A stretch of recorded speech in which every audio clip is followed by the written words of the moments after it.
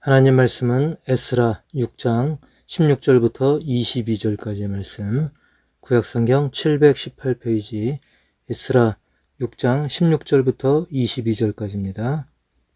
이스라엘 자손과 제사장들과 레위 사람들과 기타 사로잡혔던 자의 자손이 즐거이 하나님의 성전 봉헌식을 행하니, 하나님의 성전 봉헌식을 행할 때에 수소 100마리와 순양 200마리와 어린 양 400마리를 드리고, 또 이스라엘 지파의 수를 따라 순염소 12마리로 이스라엘 전체를 위하여 속죄제를 드리고, 제사장을 그 분반대로 레위 사람을 그 순차대로 세워 예루살렘에서 하나님을 섬기게 하되 모세의 책에 기록된 대로 하게 하니라.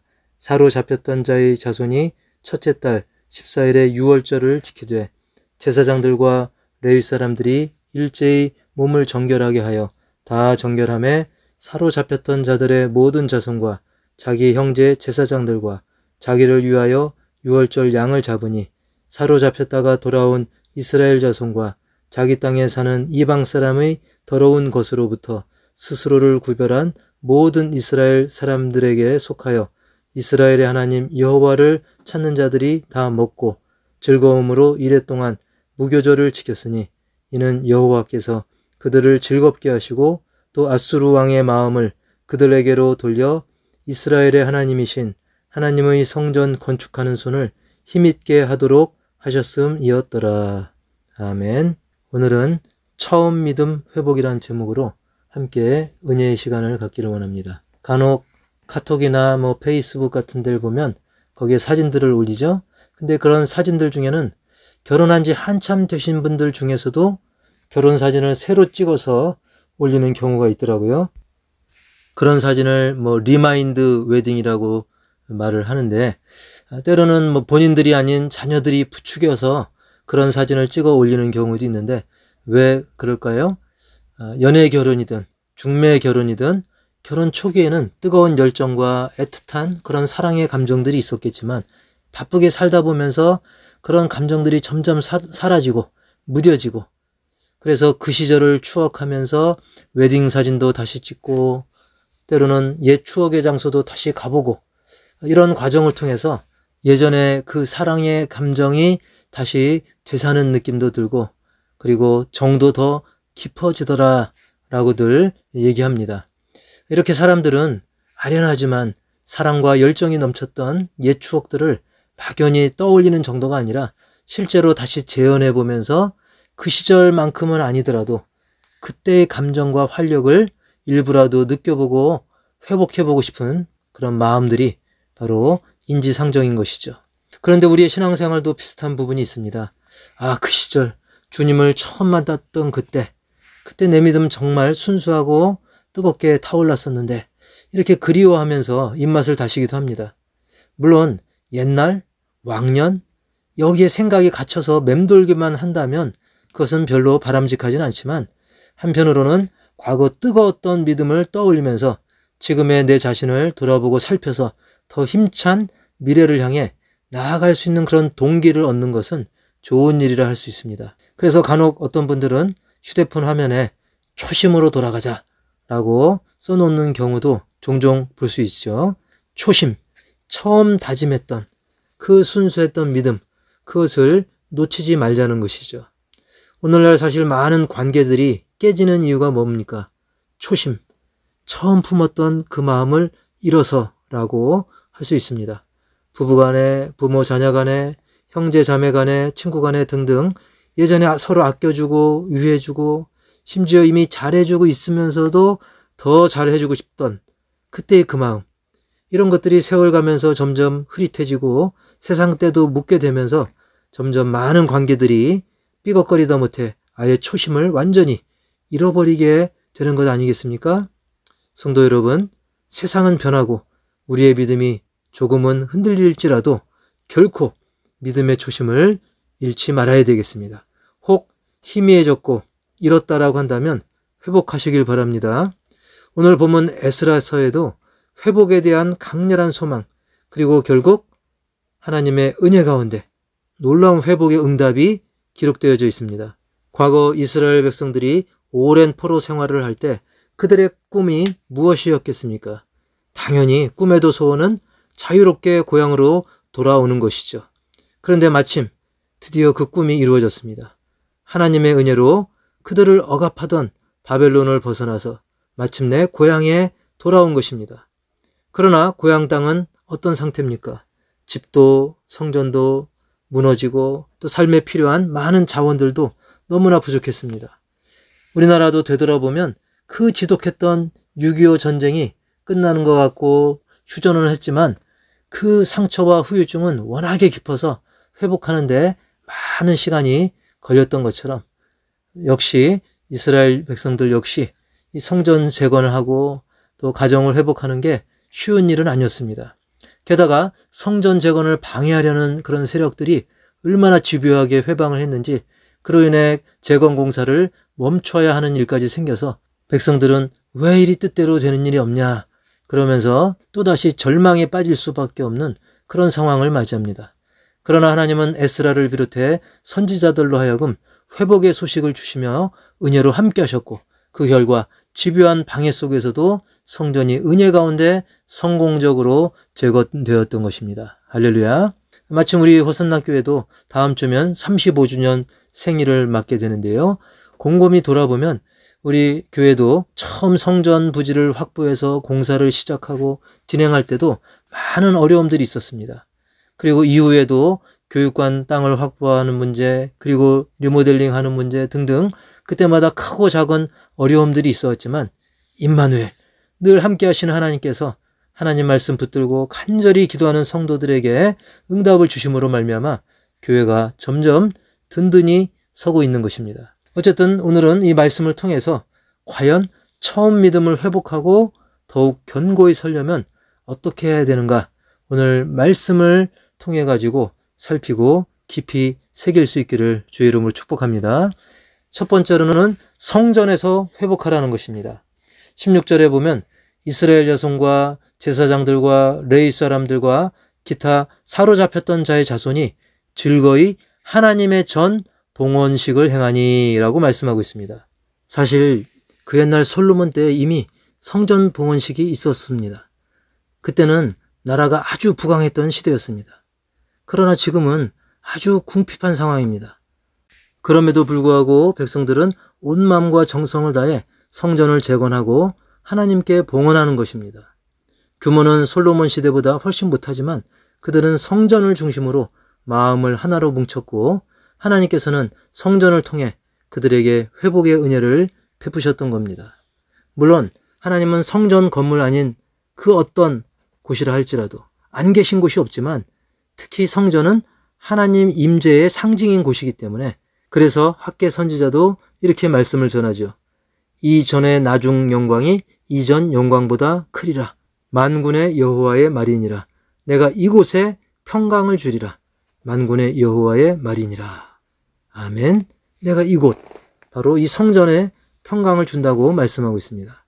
사실 학개서의 주제는 당시 성전보다 자기 집을 먼저 챙기려고 했던 그런 백성들을 꾸짖으면서 우선적으로 먼저 성전 재건에 동참하기를 호소를 했던 것입니다. 오늘날도 교회는 어려운데 내 형편은 넉넉하니 교회는 상관없다. 교회는 어찌됐든 일단 내가 잘 되니까 교회에 어려운 건 상관없어 라고 교회에 무심했던 그것과 비슷한 상황이죠. 결국 학개 선지자를 통해서 백성들은 먼저 성전을 재건하고 그렇게 재건된 성전에서 평강의 복을 누리면서 감사와 영광을 올렸던 것입니다. 오늘 우리도 주님의 몸된 교회, 주님의 영광이 넘치고 은혜와 평강이 넘치는 교회를 섬길 수 있음을 감사하면서 온 마음과 정성으로 예배드릴 때 우리의 믿음이 더욱 견고해지고 우리가 회복의 은혜를 더 풍성히 누릴 수 있다는 사실을 기억하시기 바랍니다.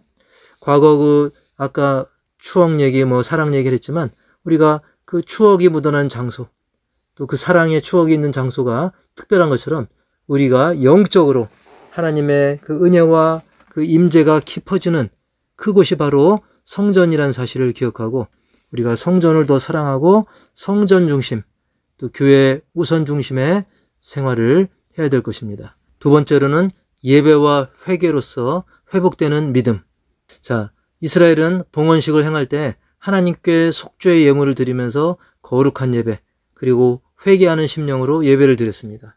17절, 18절 말씀 보면 하나님의 성전 봉헌식을 행할 때 숫소 100마리와 순양 200마리와 어린 양 400마리를 드리고 또 이스라엘 지파의 수를 따라 순염소 12마리로 이스라엘 전체를 위하여 속죄제를 드리고 제사장을 그 분반대로 레위 사람을 그 순차대로 세워 예루살렘에서 하나님을 섬기게 하되 모세의 책에 기록된 대로 하게 하니라.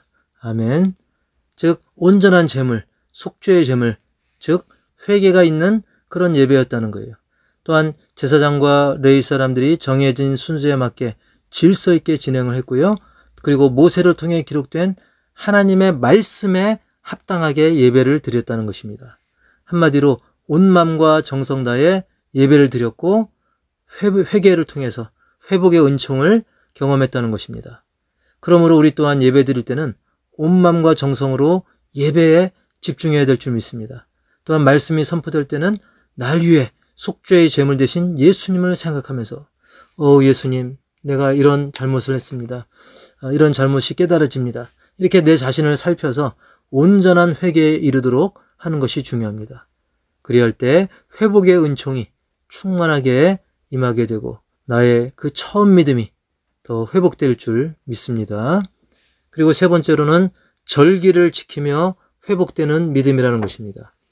19절부터 22절까지를 간단히 살펴보면 19절에서는 사로잡혔던 자의 자손이 첫째 달 14일에 유월절을 지키되 20절에는 몸을 정결하게 했다고 했고요.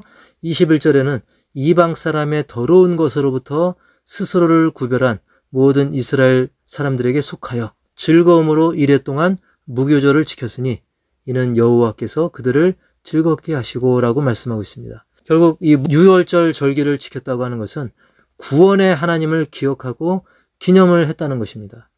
오늘날로 말하면 날 위해 죽으신 유월절 어린 양 예수님을 기억하면서 자신의 잘못을 돌이켜 회개하고 감사함으로 기쁨으로 하나님을 찬양했다는 것입니다.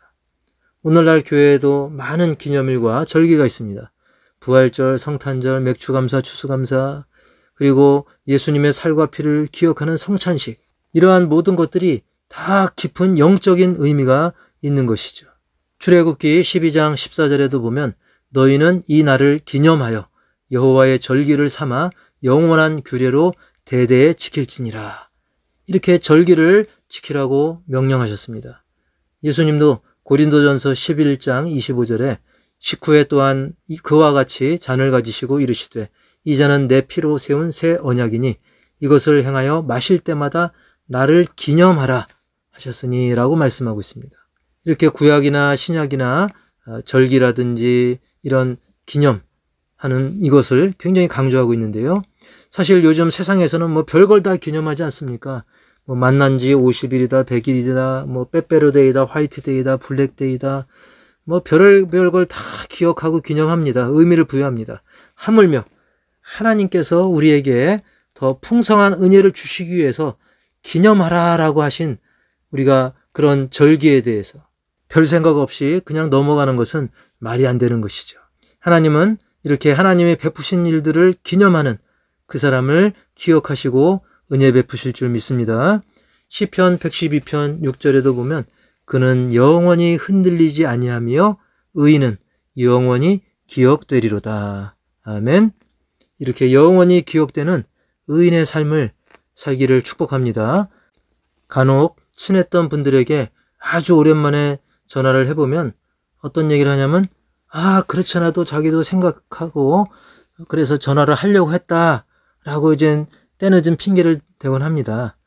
이런 상황을 보면서 우리도 혹시나 하나님과의 관계에서 그리고 실천하는 믿음의 차원에서 우리도 미루고 주저하고 핑계만 대고 있지 않았는가 살펴볼 필요가 있습니다. 우리가 신자라고 한다면 마음 먹는 것으로 끝나지 말고 믿음의 회복을 넘어서 믿음의 진보로 나아갈 수 있도록 적극적인 실천, 작은 것부터라도 적극적인 실천이 필요합니다. 눈을 똑바로 뜨고 몸을 움직여야 되는 것입니다.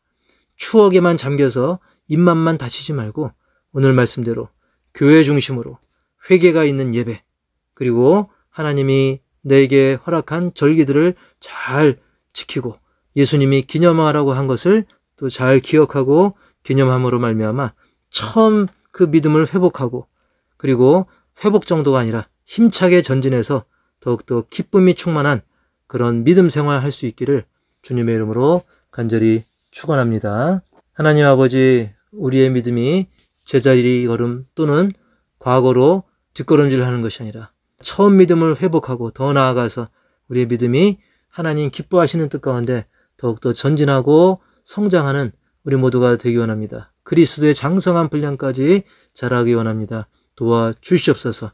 하나님 임재의 상징인 성전에서 회복되어지기 원합니다. 우리의 삶의 현장에서도 회복되어지기 원합니다.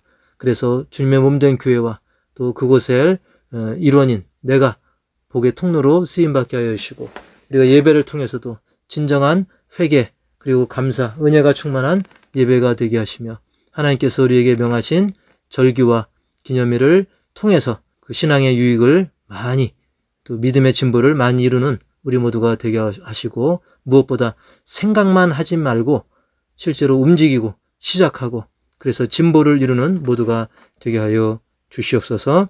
그리고 교회 밖에 나가서도 우리의 실제 삶 속에서도 그런 놀라운 진보를 나타내는 우리 모두가 되게 하여 주옵소서. 이 시간 주님의 이름으로 드린 모든 물질 주님께서 기쁘게 받으시고 천국 하나님 나라 확장을 위해 귀히 쓰임받는 우리 모두, 우리의 삶과 우리의 물질이 될 수 있도록 주님께서 이끌어 주시옵소서. 지금은 우리 주 예수 그리스도의 은혜와 그 아들 주신 하나님 아버지의 놀라운 사랑과 성령님의 내주교통 인도하심이 처음 믿음을 회복하는 수준이 아니라 더욱더 그리스도의 장성한 분량까지 그 믿음이 자랄 수 있도록 더욱더 하나님을 사랑하고 주님을 사랑하는 마음으로 이웃을 사랑하기를 다짐하고 실천하고자 하는 우리 믿음의 공동체 온 성도들과 가정 위에, 선교지 위에 이제로부터 영원토록 함께 있을지어다. 아멘.